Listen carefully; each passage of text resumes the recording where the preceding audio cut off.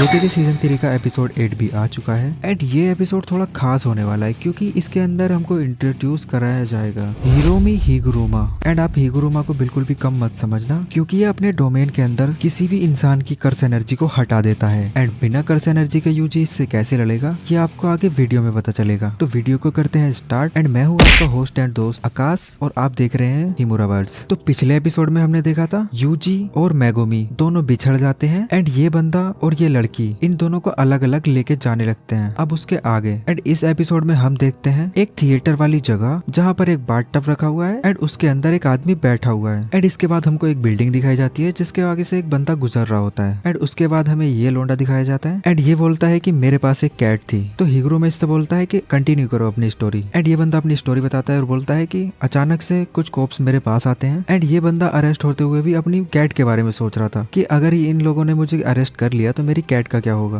वाह, क्योंकि हमको अलाउ नहीं है कि हम पेट्स रख सकें एंड इकलौता मैं ही था जो जानता था कि मेरे पास बिल्ली है। फिर हमें मोरियो का सिटी दिखाई जाती है। मार्च 2026 में एक लड़की को चाकू घोप घोप कर किसी ने मार डाला है एंड यहाँ पर डेड बॉडी पड़ी हुई है एंड फिर हमें बताया जाता है कि मोरियो का डिस्ट्रिक्ट के जो प्रोसिक्यूटर थे उन्होंने इंडिकेट किया था केइता ओई नाम का एक लोंडा है जो बगल में ही रहता है एंड उस पर इल्जाम लगा है कि इसी ने मर्डर भी किया है एंड इसी ने चोरी भी की है एंड ऐसे ये अरेस्ट हुआ है एंड ये चीजें हिगुरुमा बता रहा है। जब पहली बार इसको पुलिस पकड़ने आई थी अपने घर भाग जाता है एंड जैसे ही कोप्स इसके पीछे आते हैं तो उनको वहाँ पर खून लगा हुआ एक नाइफ मिलता है एंड ये लोग इसको अरेस्ट कर लेते हैं एंड डीएनए टेस्ट से ये प्रूफ हो जाता है कि जो लोग मरे थे वही ब्लड उस नाइफ पे था एंड ये जो ओए है जो बंदा फंसाया गया था इसी का नाम ओए है एंड ये हमेशा से ही मना कर रहा था इस बारे में कि ये क्राइम मैंने नहीं किया है एंड ये बोल रहा था कि ये नाइफ मेरा है ही नहीं। फिर हमें एक ऑफिस दिखाया जाता है एंड उसके अंदर एक ये प्यारी सी लड़की एंड ये हिगुरुमा से बोलती है कि इसका मतलब ये नहीं है कि वो बंदा सच बोल रहा हो, शायद वो इसीलिए झूठ बोल रहा है कि वो गिल्टी है एंड हिगुरुमा इसको मना कर देता है क्योंकि हिगुरुमा का मानना ये है इसको ठीक से अभी तक इंटरोगेट नहीं किया गया है एंड इस पर ड्रग्स यूज करने का भी इल्जाम है एंड ये लड़की बोलती है उसके घर में वो नाइफ भी तो मिला था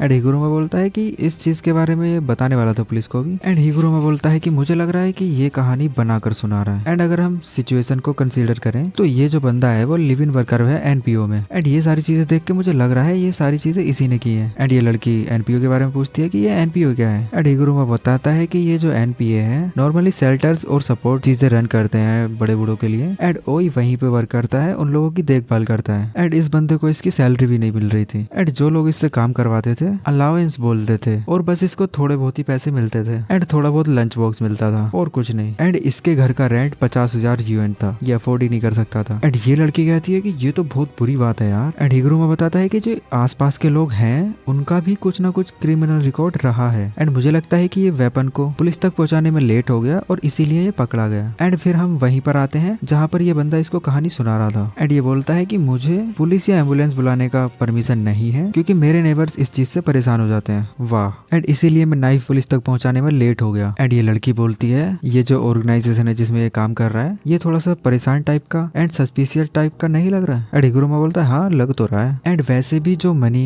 रिलीफ पे आता है यहाँ के लोगों को बचाने के लिए वो आने लगा है एंड इसकी वजह से ये जो एनपीए है वो और ज्यादा इंक्रीज हो चुके हैं एंड हिगुरुमा बोलता है कि इसके साथ जो ये वेपन मिला है हम इस पर इतना ज्यादा भरोसा नहीं कर सकते हैं, इसीलिए चांसेस हो सकते हैं कि ओई जो है वो इनोसेंट हो एंड हिगुरुमा डिसाइड करता है कि ये जो ग्रुप है ना और इसकी जो एक्टिविटी है ये उन पर नजर रखेगा एंड उसके रिकॉर्ड पर जाएगा एंड उसकी टैक्स फाइलिंग पे जाएगा एंड उन सबको एनालाइज करेगा एंड हिगुरुमा यहाँ से जाने लगता है और इस लड़की का नाम हमें पता चलता है, इसका नाम है शिजुमो एंड हिगुरुमा इसको इन्वेस्टिगेशन करने के लिए भी बोल देता है एंड ये लड़की हिगुरुमा के पीछे भाग रही होती है एंड ये बोलती है कि मुझे जो पैसे मिलते हैं कोर्ट से वो बहुत कम है मेरे लिए एंड ऊपर से मुझे इतना सारा काम भी करना पड़ रहा है एंड ये कहती है कि ये जो बंदा है वो इनोसेंट तो बिल्कुल भी नहीं है एंड ऊपर से इस बंदे ने मर्डर भी कर रखा है एंड इसकी जो सेंटेंस है वो भी सस्पेंडेड नहीं है तो इसको डेथ पेनल्टी मिलना भी पॉसिबल है एंड ये लड़की हिगुरुमा से पूछती है कि तुम इतनी मेहनत क्यों कर रहे हो एंड हिगुरुमा बोलता है कि मुझे ऐसे हार्ड केसेस लेने पड़ेंगे वरना मेरी स्किल्स कमजोर हो जाएंगी एंड ये लड़की चिल्ला के बोलती है कि कभी कभी आपके तो सारे केसेस ही ऐसे होते हैं एंड फिर हम देखते हैं ये लड़की एक कैफे में बैठी हुई है और ये हिगुरुमा के बारे में बात कर रही है कि अगर ऐसा बॉस हो जो इतने कम पैसों पे इतने ज्यादा हार्ड केसेस पे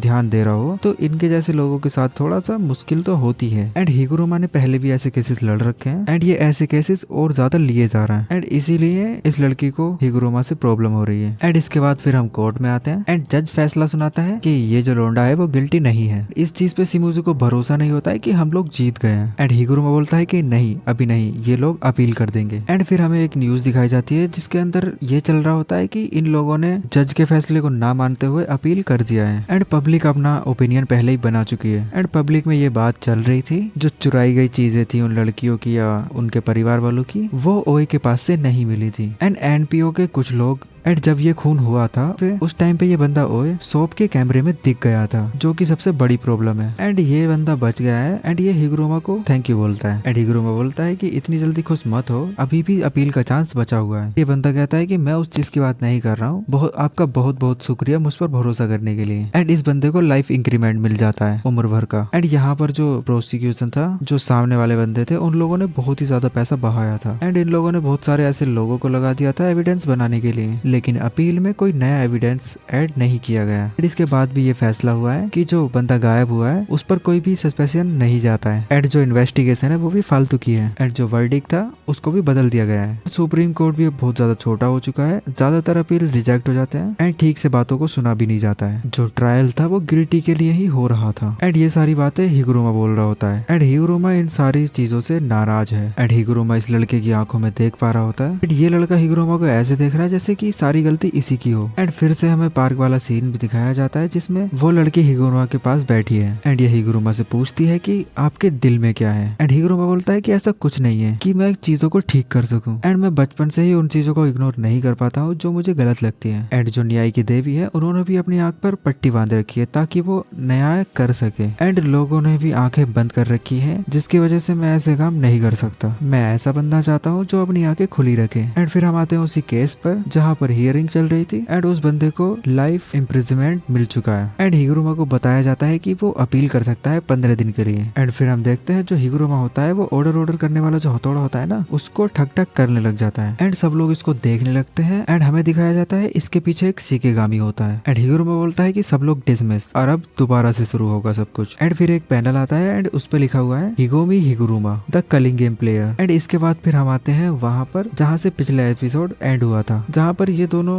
यूजी और फुजीगुरो को हिगुरुमा का पता बताने वाले होते हैं, लेकिन ये दोनों अलग अलग लेके जाते हैं इन दोनों को। एंड फिर हमको एक दूसरी जगह दिखाई जाती है जहाँ पर ऐसी बहुत सारी पर्चियां लटकी हुई होती है। एंड फिर हमें ये बंदा दिखाया जाता है और बोल रहा होता है कि ये जो बंदा मेरे पास आ रहा है ये मेरे लिए क्या ही लेके आ सकता है, कहीं ये दूसरा बेकार इंसान तो नहीं है। एंड इसके बाद हमें अमेई दिखाया जाता है जो कि देख रहा है कुछ बंदे एक बंदे को परेशान कर रहे हैं। एंड अमेई ये सोच रहा है कि ये बंदा पिट क्यों रहा है, ये इन सबको मार क्यों नहीं रहा है, इसने चूड़ियां पहन रखी है क्या। एंड हम देखते हैं पीछे से एक बंदा आता है और ये सारे लोंडे उस लोंडे को मारने के लिए आते हैं। एंड हम देखते हैं वो है अपना यूजी। एंड यूजी इन सब पर मार फेर देता है बहुत बुरी वाली, इनका कुत्ता बना देता है यहाँ पे। एंड फिर सीन शिफ्ट होता है और हमको मेगुमी दिखाया जाता है जिसे ये लड़की कहीं लेके जा रही है। एंड ये लड़की कहती है मेरा बेस आसपास ही है और मुझे नहाना है क्योंकि मैं बहुत दिन से नहीं नहाई हूँ। एंड फिर सीन शिफ्ट होता है और हम देखते हैं यूजी एंड रेन ये दोनों एक थिएटर के बाहर आ गए हैं। एंड ये बोलता है कि यहीं पर तुम्हें हिगुरुमा मिलेगा। एंड यूजी इसको थैंक यू बोलता है और आगे जाने लगता है। एंड ये बोलता है कि मैं कभी हिगुरुमा से मिला तो नहीं हूँ, लेकिन जो हावा था वो परेशान हो गया था हिगुरुमा से। एंड यूजी बोलता है कि कोई बात नहीं, तुम टेंशन मत लो, मैं सब कुछ देख लूंगा। एंड यहाँ पर ये इसको बाय बोलकर निकल जाता है। एंड रिन इसको कुछ बताना चाह रहा है और इसको रोकना चाह रहा होता है, लेकिन ये रोकता नहीं है और इसको सॉरी बोलता है। एंड फिर से सीन शिफ्ट होता है और हम देखते हैं ये लड़की फुजीगुरु को कहीं और ही लेकर आ गई है इस बंदे के पास, जिसने मुझे लग रहा है कागज के कपड़े पहन रखे हैं शायद से। एंड ये अपना नाम रेजी बताता है। एंड ये बोलता है कि इस लड़की ने तुम्हारा पागल बनाया है। एंड मेगुमी अपनी गंदी नजरें इस लड़की पर डालता है। एंड ये लड़की बोलती है कि मुझे तुमसे डर नहीं लग रहा है तो ऐसे आंखें फाड़ के मुझे मत देखो। एंड इसके बाद मेगुमी अपने डॉग्स को समन कर लेता है। एंड फिर सीन शिफ्ट होता है और हमें दिखाया जाता है बाथटब में एक आदमी लेटा हुआ है। एंड यूजी वहीं पे खड़ा है। एंड ये बाथटब वाला यूजी से बोलता है कि तुम कौन हो और यहाँ पर क्या कर रहे हो। एंड यूजी बोलता है कि तू बता तू कौन है। एंड ये बोलता है कि क्या कभी तुमने कपड़े पहनकर नहाए हो। एंड यूजी बोलता है कि नहीं, मैं ऐसे पागलों वाले काम नहीं करता। एंड हिगुरुमा बोलता है कि अच्छा लगता है, तुम एक बार करके देखना, अच्छा लगता है। एंड ये बोलता है कि जब मैं स्कूल में था तो मैं कपड़े पहन के ही स्विमिंग करता था। एंड यूजी बोलता है कि हाँ ठीक है, लेकिन क्या तुम हिगुरुमा हो। एंड हिगुरुमा बोलता है कि हाँ बोलो क्या बोलना चाहते हो। एंड ये बोलता है कि मैं एक लॉयर हूँ तो तुम्हें मुझसे बात करने के लिए 5000 येन देने पड़ेंगे 30 मिनट के लिए। एंड यूजी का मुंह बन जाता है और हिगुरुमा बोलता है कि मैं मजाक कर रहा हूँ, चिल कर। यूजी बोलता है कि तेरे पास 100 पॉइंट्स है ना, तो तू एक नया नियम ऐड कर दे। एंड यूजी सोचने लगता है कि ये बंदा पुराना सोर्सरर तो है नहीं, ये नया ही सोर्सरर है जिसकी शक्तियां अभी अवेकन हुई है। एंड फिर से हम फिसी के ऊपर आते हैं एंड ये बंदा ताली बजा रहा होता है और बोल रहा होता है, अरे तुमने तो अपने डॉग्स बुला लिए, तुम तो काफी ज्यादा स्ट्रॉन्ग लग रहे हो, क्योंकि अगर तुम कमजोर होते तो मैं तुम्हारा अभी तक गेम बजा चुका होता। एंड ये कहता है कि तुम मेरी टीम में आ जाओ। एंड ये चीज सुनकर इस लड़की को सदमा लग जाता है। एंड रेगी बोलता है कि तुम्हें कलिंग गेम के बारे में कितना कुछ पता है। एंड फुसिगुरु बताने लगता है कि ये एक रिचुअल है जो कि लोगों की कर्स एनर्जी को यूज करने वाला है, जिससे ये जापान के पीपल के साथ कुछ कर सके। एंड ये टेंगन वाली बातें नहीं बताता है और ना ही कुछ केंजाकू के बारे में बताता है। एंड रेजी बोलता है कि क्या तुम केंजाकू को जानते हो? फुसिगुरु बोलता है कि इसको केंजाकू के बारे में कैसे पता है? एंड फिर हम आते हैं यूजी पर। एंड यूजी हिगुरोमा से बोलता है कि तुम इस गेम को रोक दो या कुछ ऐसा कर दो जिससे इस गेम के लोग ना मरे। एंड यूजी इसके 100 पॉइंट्स यूज करना चाहता है, जिसपे हिगुरोमा मना कर देता है। एंड हिगुरोमा बोलता है कि अब मुझे कलिंग गेम में मजा आने लगा है, क्योंकि कुछ बार जो लो होता है वो पावरलेस होता है। एंड इसी के पैरेलली हमें रिजी की बातें भी सुनाई जा रही थी। एंड ये कहता है कि तुमने बोला इंसानों की कर्स एनर्जी को यूज किया जा रहा है, मैं इस चीज को नहीं मानता। एंड ये बोलता है कि मुझे पक्का पता है तेरा कुछ ना कुछ प्लान है। एंड इस चीज को प्रूव करने के लिए इसके पास 3 रीजन है। एंड ये बोलता है कि ये जो नंबर्स ऑफ प्लेयर्स हैं एंड जो उनके स्ट्रेंथ के बीच में गैप है वो बहुत ज्यादा है। एंड यहाँ पर बैरियर रूल भी है जो कि 10 कॉलोनीज में से बटा हुआ है। एंड उन्होंने मुझे बताया था कि उनके जैसे यहाँ पर 1000 प्लेयर्स हैं जो कि 10 कॉलोनी में फैले हुए हैं। एंड इसका मतलब हर कॉलोनी में 100 लोग तो होंगे ही। एंड उनमें भी कासिमो और हिगुरोमा जैसे प्लेयर्स हैं। एंड उन दोनों ने मिलकर 60 सोर्सरर्स को मार भी दिया है। एंड देखा जाए तो हर कॉलोनी में ऐसा एक ना एक बंदा जरूर होगा। एंड मैगो भी बोलता है कि हाँ तुम बिल्कुल ठीक कह रहे हो और ये कलिंग गेम ऐसे ही चलता रहेगा, जो ज्यादा स्ट्रॉन्ग होगा वो जिंदा रहेगा। एंड ये ऐसे ही कलिंग गेम चलता रहेगा। एंड मेगुमी यहाँ नोटिस करता है कि यहाँ आसपास बहुत ज्यादा शांति है। एंड रेजी बोलता है कि जब तुम एंटर होते हो कलिंग गेम के अंदर तो तुम टेलीपोर्ट हो जाते हो और तुम कहाँ जाते हो तुम्हें पता नहीं होता। एंड कुछ लोग तो टेलीपोर्ट होते ही मर गए थे। एंड जो मॉडर्न सोर्सरर्स हैं वो उन सोर्सरर्स के पास जा रहे हैं जो बहुत ज्यादा पुराने सोर्सरर्स हैं। एंड कंजाकू ने जिन्हें दोबारा जिंदा किया है। एंड अगर कंजाकू सच में उनकी कर्स एनर्जी चाहता तो उसको और सोर्सरर्स की जरूरत पड़ती एंड ये उनको और लंबी लड़ाई लड़वाता। एंड इसके बाद हम दूसरी साइड पहुंचते हैं और हिगुरोमा बोलता है कि कोई कंप्लेन नहीं है, लेकिन ये बातें यहीं पर खत्म करते हैं। एंड कोई अगर रूल तोड़ देगा तो उसको सजा मिलेगी, क्या ये अच्छी बात नहीं है? एंड यहाँ पर ये कलिंग गेम की तारीफ कर रहा है कि ये बहुत ज्यादा अच्छा गेम है। एंड ये बोलता है कि मैं बैरियर सिस्टम को देखना चाहता हूँ एंड समझना चाहता हूँ एंड इसीलिए मैं इस चीज को जल्दी खत्म नहीं होने देना चाहता। स्पेशली हिगुरोमा यहाँ पर कुछ टेक्निक्स को मेंशन करता है जो कि रूल 2 और 8 में मेंशन किया गया है। एंड ये बोलता है कि अगर तुम्हारी कर्स एनर्जी रिमूव कर दी जाए तो तुम लोग मर जाओगे। एंड यूजी बोलता है कि कलिंग गेम में खुद में ही रिचुअल है, तो अगर तुमने वैसे भी कुछ नहीं किया तो पूरी कंट्री ही मारी जाएगी, मतलब कंट्री के सारे लोग मारे जाएंगे। एंड हिगुरोमा बोलता है कि तुम झूठ बोल रहे हो, तुम्हें कुछ नहीं पता, कलिंग गेम तो पूरी जिंदगी भर चलने वाला है। एंड यूजी अपना ऐसा मुंह बनाता है और बोलता है कि ये बंदा तो कुछ समझना ही नहीं चाहता यार, कितना अनोइंग है ये, बिल्कुल अनपढ़ बुड्ढों की तरह। एंड यूजी बोलता है कि लातों के भूत बातों से नहीं मानते, तो अब मैं तुझसे तेरे पॉइंट्स जबरदस्ती छीन लूंगा। एंड यूजी अपना यहाँ पर मुक्के को प्रिपेयर करके तैयार हो जाता है। एंड हिगुरोमा कहता है कि क्या कभी तुमने किसी को मारा है? किसी को मारने में मजा तो आता ही है। एंड यूजी देखता है कि उसके पीछे एक शिकिगामी आ गया है। एंड यूजी सोचने लगता है कि इस बंदे ने पूरे 100 पॉइंट्स इकट्ठे किए हैं, तो इसने कम से कम 20 बंदों को तो मारा ही होगा। एंड हिगुरोमा बोलता है कि domain expansion, deadly sentencing. And भाई डोमेन एक्सपेंशन यूज कर दिया है अपने बंदे ने। एंड ये डोमेन एक्सपेंशन बहुत ज्यादा खास है, अगले एपिसोड में बहुत ही ज्यादा मजा आने वाला है। तो फिर सीन शिफ्ट होता है और हम देखते हैं एंड रिजी बोलता है कि जो